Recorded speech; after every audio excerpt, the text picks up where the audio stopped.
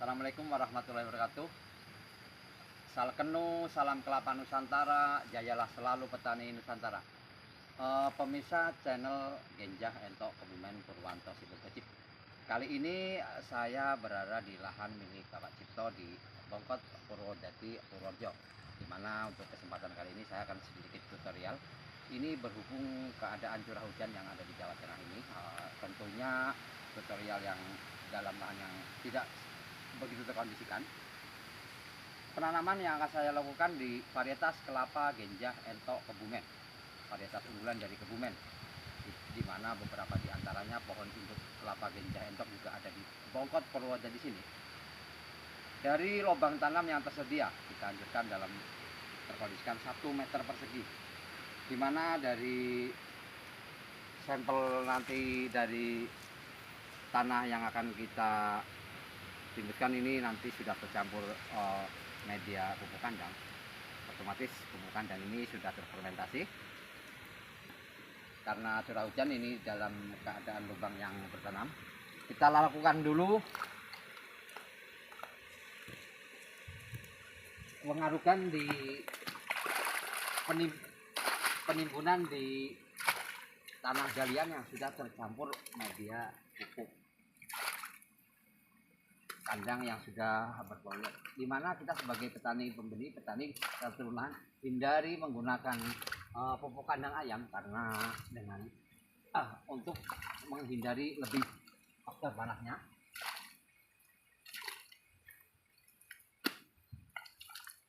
Sedikit perangsangan pupuk kimia memang kita berikan tadi di awal untuk lebih perangsangan.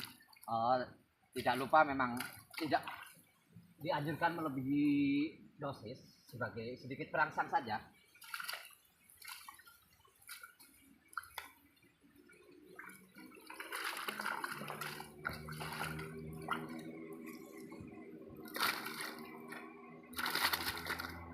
Tentunya dalam mengkondisikan lahan, apabila dari Balai Palma mengkondisikan pada lapisan bawah menggunakan serabut dari kelapa itu sendiri, kita juga mengingat beberapa faktor dalam lahan ini. Kita menghindari adanya anai, kita memang tidak mempergunakan itu.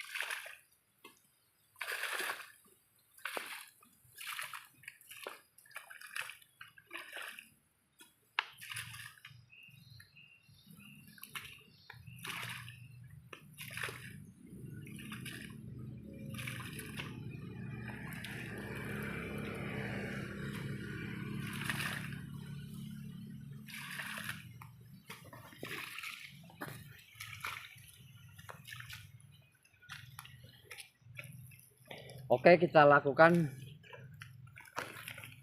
penyebekan di media tanam polybag untuk varietas kelapa Genjah Entok Kebumen. Ketika sudah dalam 5 daun ini berketinggian lebih kurang 1 meter,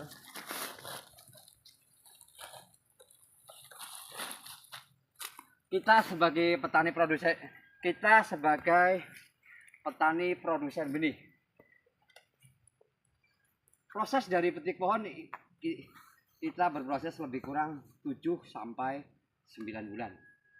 Tentu saja sortase dari awal, dari pohon induk dan juga di butiran kita lakukan sampai bibit kelapa Genjah Entok Kebumen ini siap salur di lahan pembeli.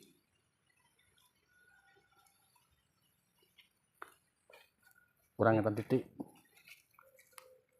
Untuk penanaman yang ini, untuk butiran kelapa kita usahakan memang tidak semuanya terpendam di tanah. untuk lebih perangsangan, untuk lebih haba di pertumbuhan. Ini dimana ini nanti kemudian karena ini faktor curah hujan, untuk penimbusannya juga, untuk penimbunannya juga tidak dilakukan penuh, lebih turun dari level tanah di lahan yang ada. Tujuannya tentunya apabila di musim yang tidak terkondisikan untuk peresapan air dan jalannya. Ini dikarenakan memang faktor hujan. Ini pada nantinya tidak lama lagi juga akan meresap di airnya ini.